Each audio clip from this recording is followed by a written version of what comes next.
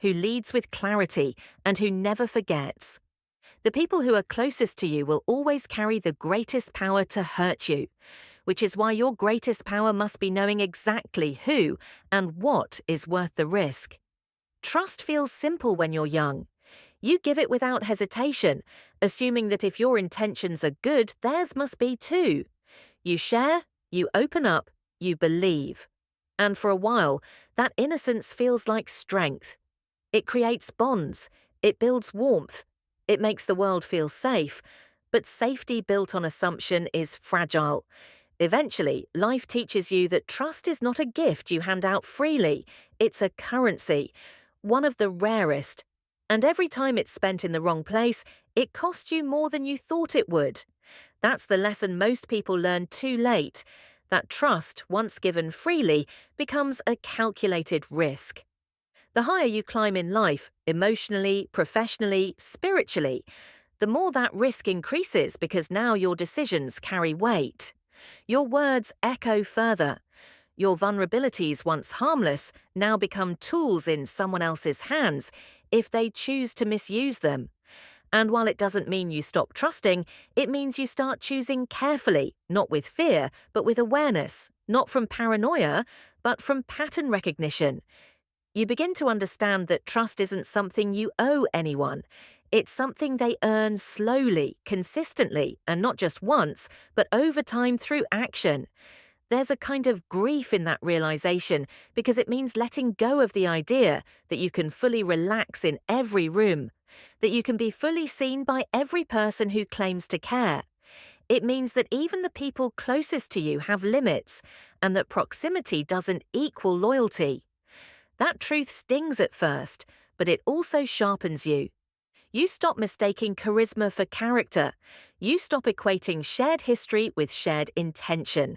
And most importantly, you stop confusing kindness with alignment.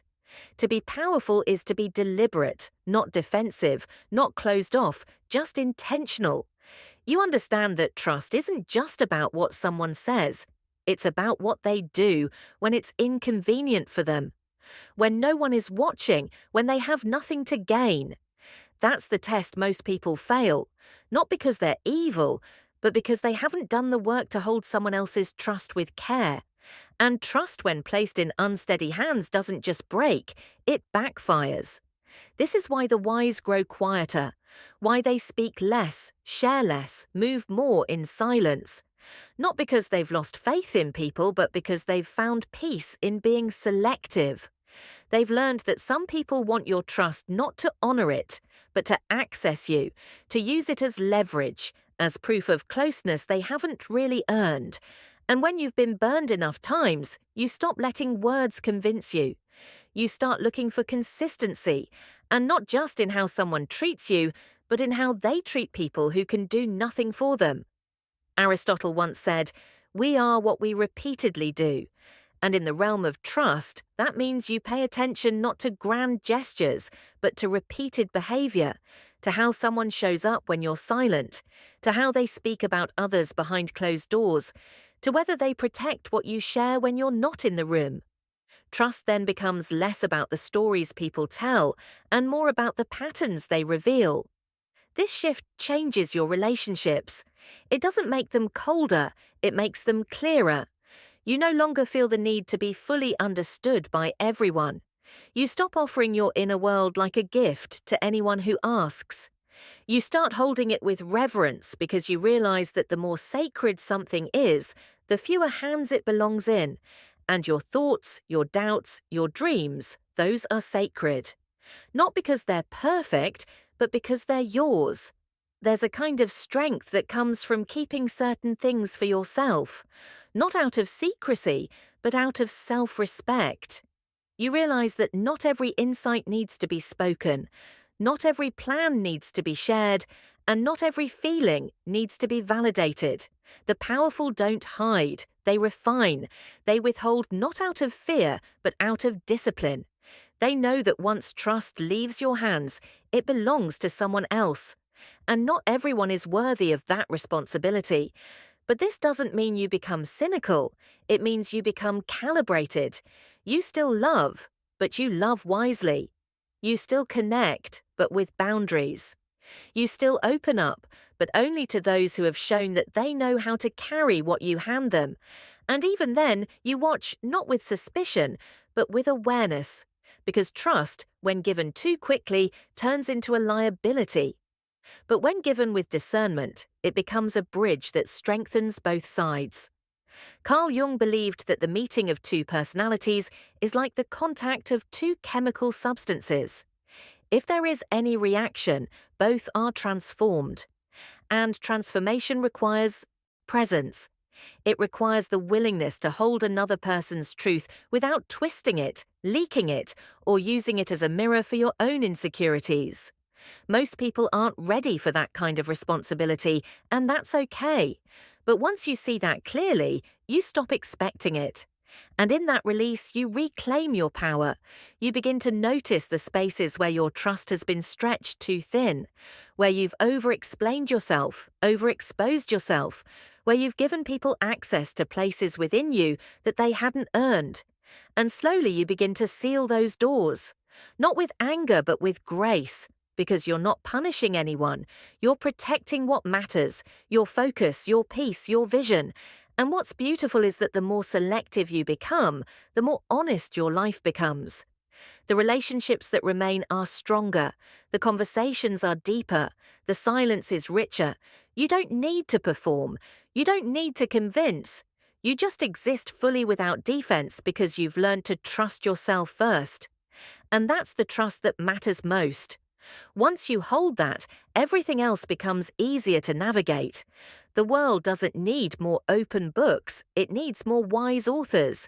People who know which pages to share and which ones to keep close. People who understand that trust is not a transaction, it's a bond. And bonds, when formed without care, become chains. But when formed with intention, they become anchors. So yes, trust is a risk always.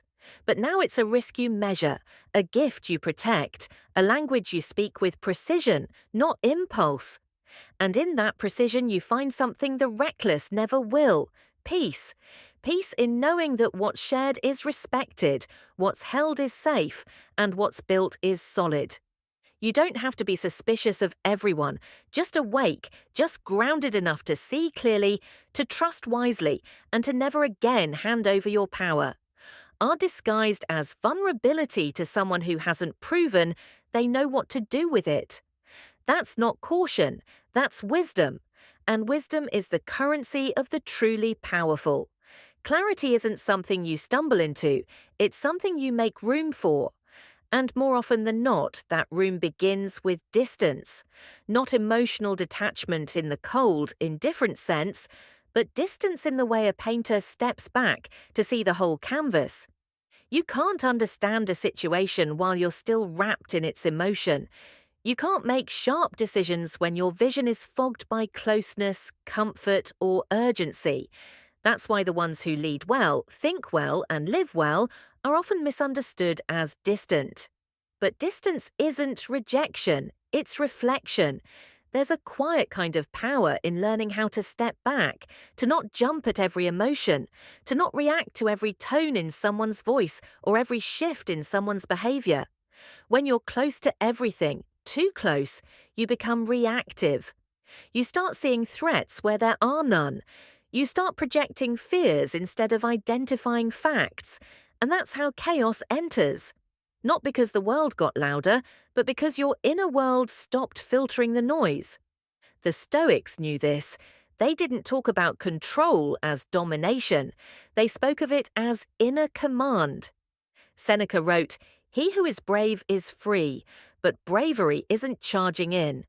Bravery is knowing when to hold back. Holding back is harder than acting. It requires more strength to pause than to speak, more clarity to observe than to intervene. But this is the foundation of real power. Not performance, but precision. When you operate from clarity, you don't need to control others. You control the one thing that truly matters, yourself. And when you can do that, your environment stops becoming a battlefield and becomes a space for strategic movement. You start to respond instead of react. You move with timing. Instead of impulse, you see patterns instead of just people. That shift changes everything. Suddenly, you're no longer sucked into every conflict, every invitation to drama, every emotional wave. You recognize that peace isn't found by avoiding problems, but by standing still within them. Distance gives you that stillness. It's the space between emotion and action where your real power grows. Because once you've paused, once you've breathed, once you've removed yourself from the immediate pressure, you can actually see not just what's happening, but why it's happening. And more importantly, how to move through it without losing yourself. Clarity isn't always comfortable. It will ask you to acknowledge things you'd rather avoid. It will reveal truths about people you care about, decisions you've made, and patterns you've repeated. But without that clarity, you're just surviving. And survival without insight becomes a loop, a cycle of reaction, regret, reset. Distance breaks that cycle. It slows you down just enough to notice the choice before the mistake. That's the kind of control most people never reach, because most people are still